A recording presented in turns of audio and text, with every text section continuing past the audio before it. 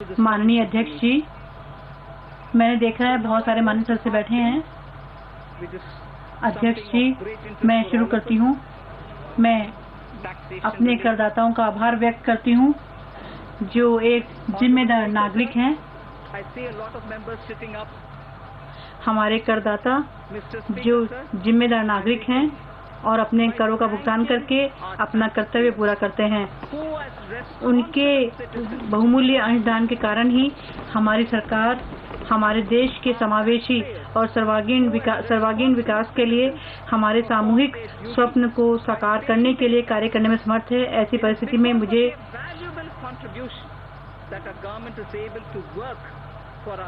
एक तमिल संगम काल की और ये कृति है, ये तमिल संगम काल की पूरा नुरु नामक कृति की एक पंक्ति है। ये बुद्धिमत्ता मुझे झलकती है इसमें।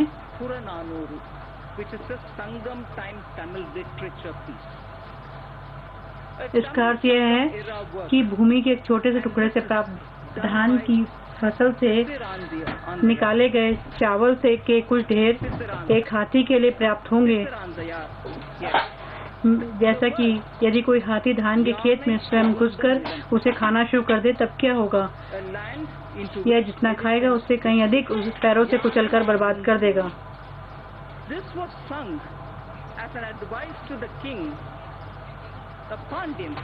मैं पहली पंक्ति बोल रही हूँ और अंत की पंक्ति बोलूंगी।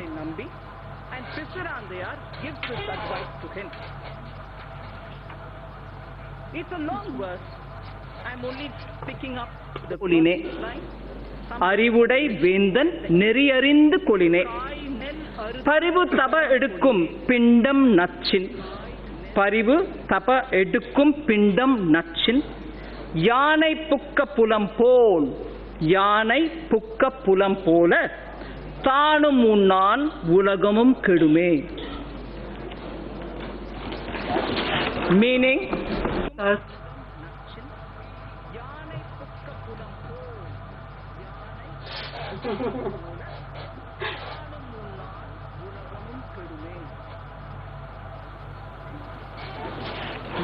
भूमि के एक छोटे से टुकड़े प्राप्त धान की फसल, निकाले गए चावल के कुछ ढेर एक हाथी के लिए पर्याप्त होंगे। हाथी के लिए कुछ,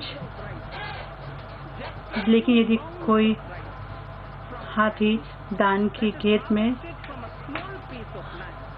अगर हाथी स्वयं धान के खेत में घुस करके उसे खाना शुरू कर दे, यह जितना खाएगा उससे कहीं अधिक पैरों से कुचलकर बर्बाद कर देगा। मुझे उम्मीद है आप सभी को अर्थ स्पष्ट हो गया होगा। इसलिए जो सलाह दी गई है पांडियन, ये बहुत ही बहुमूल्य सुझाव है।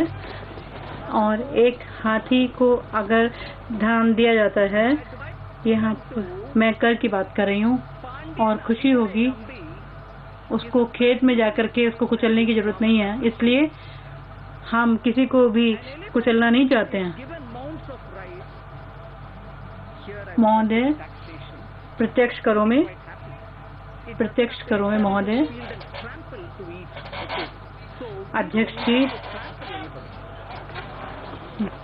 हमारी सरकार द्वारा किए गए ठोस प्रयासों के कारण पिछले 2 वर्षों की तुलना में प्रत्यक्ष कर राजस्व में महत्वपूर्ण वृद्धि हुई है। यह वित्त वर्ष 2013-14 में 6.38 लाख करोड़ रुपए से वित्त वर्ष 2018-19 में 78% से बढ़कर लगभग 11.37 लाख करोड़ रुपए हो गई है।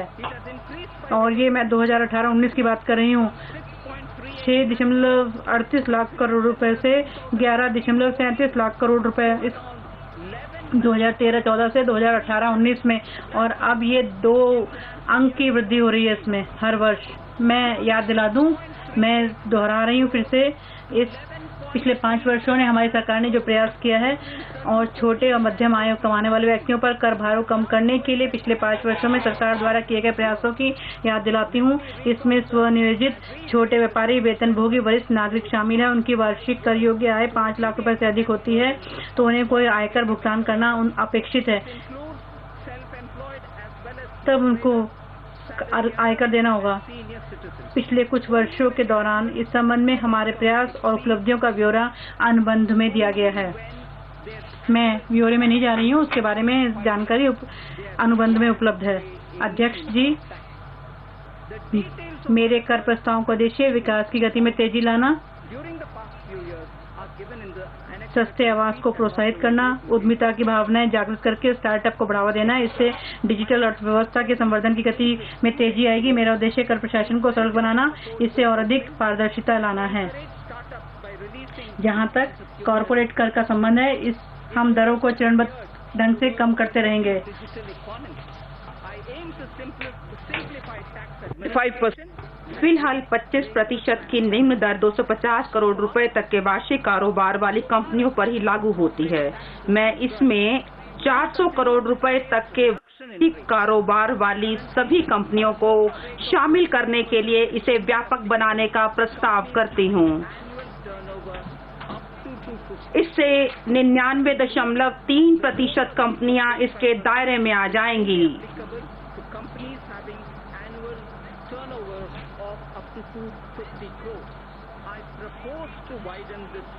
अब तक केवल 0.7% कंपनियां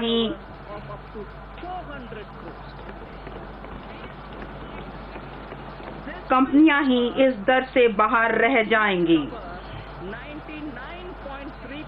महोदय, आर्थिक विकास को बढ़ावा देने के लिए और मेक इन इंडिया को बढ़ावा देने के उद्देश्य से सरकार semiconductor fabrication fab, solar photovoltaic cells, lithium storage batteries, solar electric charging infrastructure, computer सेवाओं, लैपटॉप आदि जैसे सूर्योदय और उन्नत प्रौद्योगिकी के क्षेत्रों में बड़े विनिर्माण संयंत्रों की स्थापना करने के लिए एक पारदर्शी प्रतिस्पर्धात्मक बोली लगाने के माध्यम से वैश्विक कंपनियों को आमंत्रित करने तथा उन्हें आयकर अधिनियम की धारा 35 क के अधीन आयकर छूटों से संबंधित निवेश और अन्य प्रत्यक्ष कर लाभ प्रदान करने के लिए एक स्कीम प्रारंभ करेगी। महोदय, विद्युत चालित वाहन अपने व्यापक उपभोक्ता आधार को ध्यान में रखते हुए हमारा यह लक्ष्य है कि हमारा भारत मेढक की तरह ऊंची छलांग भरता हुआ विद्युत चालित वाहनों के विनिर्माण का विश्व में अग्रणी स्थान बने। उपयुक्त स्कीम में सोलर स्टोरेज बैटरियों और चार्जिंग अवसंरचना के समावेशन से हमारे प्रयासों को बढ़ावा मिलेगा।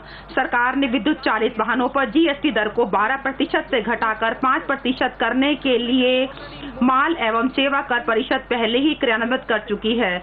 विद्युत चालित वाहनों को उपभोक्ता के लिए सस्ता बनाने के लिए हमारी सरकार विद्युत चालित वाहन खरीदने के लिए 1.5 लाख की अतिरिक्त आयकर कटौती प्रदान करेगी।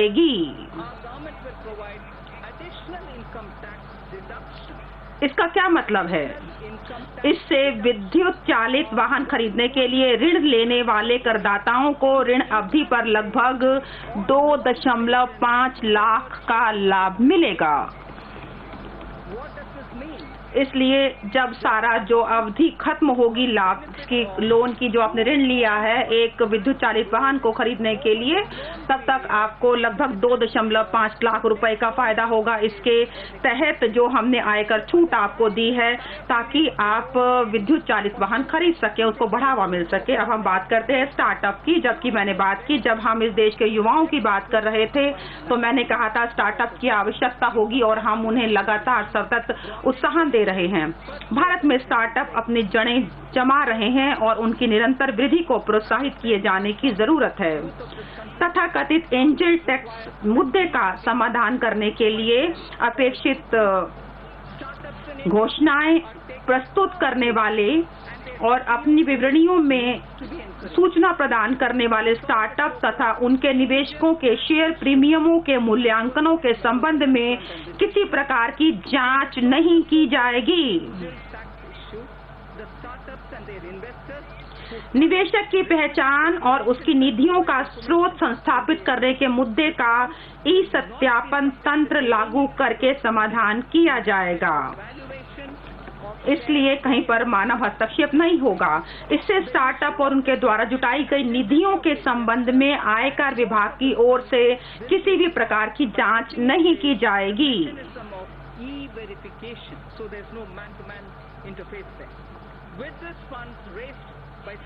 इसके अतिरिक्त स्टार्टअप के लंबित आंकड़ों और उनकी शिकायतों के निवारण के लिए केंद्रीय प्रत्यक्ष कर बोर्ड द्वारा विशेष प्रशासनिक व्यवस्थाएं की जाएंगी। यह सुनिश्चित किया जाएगा कि ऐसे मामलों में निर्धारण अधिकारी द्वारा अपने पर्यवेक्षी अधिकारी का अनुमोदन प्राप्त किए बिना कोई भी जांच पड़ताल या सत्यापन न किया जा सके, ताकि जो इसमें विशेषाधीन जो अधिकार है उसको भी हटा दिया गया है। इसलिए किसी प्रकार का अनुमोदन लिए बिना ही और किसी भी प्रकार के जो अधिकारियों का इसमें चिंता की आवश्यकता नहीं होगी। वर्तमान में स्टार्टअप द्वारा श्रेणी 1 वैकल्पिक निवेश निधियों सहित कतिपय निवेशकों को उनके द्वारा शेयर जारी करते समय जारी किए गए उनके शेयरों का उचित बाजार मूल्यांकन करना अपेक्षित नहीं है। मैं यह लाभ श्रेणी 2 वैकल्पिक निवेश निधि को भी देने का प्रस्ताव करती हूँ। इस समय यह AIF कैटेगरी 1 में उपलब्ध है, लेकिन मैं इसे प्रस्ताव करती हूँ इसे श्रेणी 2 में भी लागू किया जाए। अतः निधियों को निर्गमित शेयरों का मूल्यांकन आयकर समीक्षा के दायरे से बाहर होगा। पुनः आप इसको आयकर समीक्षा से बाहर निकल जाएंगे, दायरे से बाहर निकल जाएंगे। मैं प्रस्ताव करती हूँ कि कुछ जो शर्तें हैं उन्हें अग्रेषित और प्रतिसंतुलित करने की कुछ शर्तें शिथिल करने का प्रस्ताव करती हूँ। मैं प्रस्ताव अपने निवेश करने के लिए आवासीय मकान की बिक्री से प्राप्त होने वाले पूंजी लाभों की छूट अवधि 31/3/2021 तक बढ़ाए जाने का प्रस्ताव करती हूँ।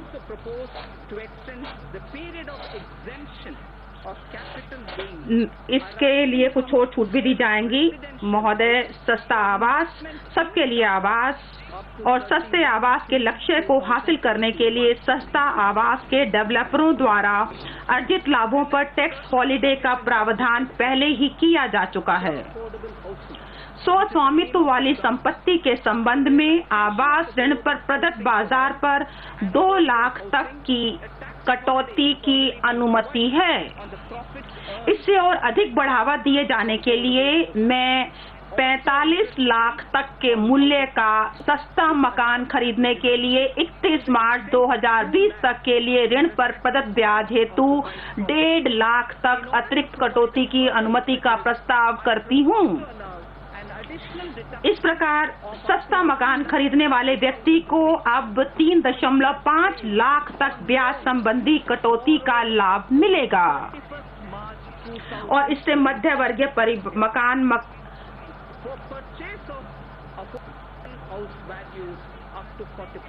इससे मध्य वर्गीय मकान खरीदने वालों को उनके 15 वर्ष की अवधि वाले ऋण पर लगभग 7 लाख रुपए का लाभ प्राप्त होगा। जैसे कि मैंने बात की अभी विद्युत चालित कारों की, अब हम बात कर रहे हैं कर कटौती की। जो सस्ता आवास के लिए जो कि घर खरीदना चाहते हैं और यह 15 वर्ष की अवधि वाले ऋण पर जब आप ऋण लेते हैं और जो कुल लाभ होगा वह 7 लाख रुपए होगा। इसका मतलब है कि इससे बहुत सारे मध्यम वर्गीय परिवारों को फायदा होने वाला है। अब हम बात करते हैं गैर बैंकिंग वित्तीय संस्थानों का, NBFC का। गैर बैंकिंग वित्तीय कंपनियां भारत की वित्तीय व्यवस्था में निरंतर महत्वपूर्ण भूमिका अदा करती हैं। इनमें से अधिकाधिक विनियमों के चलते भारतीय रिजर्व बैंक के अधीन होती हैं। अतः अनुसूचित बैंकों की तुलना में उनके कर व्यवहार में अधिक समानता लाए जाने की आवश्यकता है। इस समय अनुसूचित बैंक और अन्य वित्तीय संस्थानों द्वारा निर्मित कतिपय अशोध्य अथवा संदेहास्पद ऋणों पर होने वाले ब्याज पर उस वर्ष कर लगाने की अनुमति दी जाती है जिस वर्ष ब्याज वास्तविक रूप से प्राप्त किया जाता है। मैं यह सुविधा जमा राशियां लेने वाले रूप से महत्वपूर्ण गैर बैंकिंग कंपनियों को भी देने का प्रस्ताव करती हूँ। महोदय, अंतर्राष्ट्रीय वित्तीय सेवा केंद्र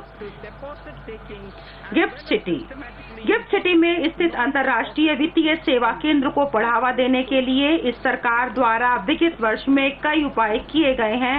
IFSC को और अधिक प्रोत्साहन देने की दृष्टि से मैं IFSC को विभिन्न प्रत्यक्ष कर प्रोत्साहन देने का प्रस्ताव करती हूँ। इन प्रोत्साहनों में 15 वर्ष की अवधि में किसी 10 वर्षीय खंड में धारा 80 LA के अंतर्गत 100% लाभ आधारित कटौती, कंपनियों और म्यूचुअल फंडों को चालू और संचित आय से लाभांश वितरण कर से छूट, श्रेणी 3 AIF के पूंजी लाभ तथा अनिवासी भारतीयों द्वारा लिए गए ऋण पर ब्याज भुगतान पर छूट शामिल है। महोदय, प्रतिभूति लेन देन कर मैं विकल्पों का चुनाव करने के मामले में निपटान और कारोबार के बाद के भाव के बीच के अंतर तक सीमित रखते हुए प्रतिभूति लेन देन कर STT लगाने में राहत देने का प्रस्ताव करती हूँ। जीवन को सरल और आसान बनाना। पेइंग टैक्सेस श्रेणी के तहत भारत की ease of doing business ranking में महत्वपूर्ण उछाल देखा गया है। यह रैंकिंग 2017 में 172 से 2019 में 121 पर आ गई है। मैं अब 172 से हम 121 पर आ गए हैं। बहुत भारी हमने उछाल लिया है। मैं अब कई उपायों को क्रियान्वित करने का प्रस्ताव करती हूँ जिनसे करदाताओं के लिए अनुपालना आसान बनाने हेतु प्रौद्योगिकी का लाभ मिलेगा। पैन और आधार में आपसी अदला बदली। अध्यक्ष महोदय, अब 120 करोड़ से अधिक भारतीय नागरिकों के पास आधार कार्ड है।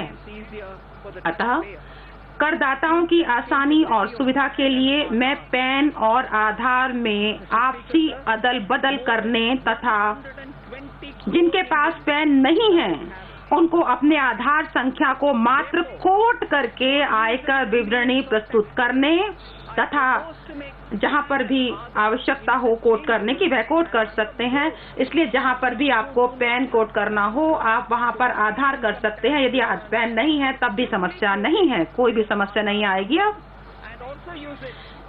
इसलिए पहले से भरी हुई आयकर विवरणी दाखिल करना। करदाताओं को पहले से भरी विवरणियां उपलब्ध कराई जाएंगी जिनमें वेतन से आय, प्रतिभूतियों से अर्जित पूंजी लाभ, बैंकों से प्राप्त ब्याज तथा लाभांश और कर कटौतियों का ब्यौरा शामिल होगा। इन आयों के बारे में सूचना बैंकों, स्टॉक एक्सचेंजों, म्यूचुअल फंडों, EPFO, राज्य पंजीकरण विभागों इत्यादि जैसे संबंधित स्रोतों से प्राप्त की जाएंगी। इससे न केवल कर विवरणी प्रस्तुत करने में लगने वाले समय में भारी कमी आएगी बल्कि इससे आय और करों की सूचना की सटीकता भी सुनिश्चित होगी।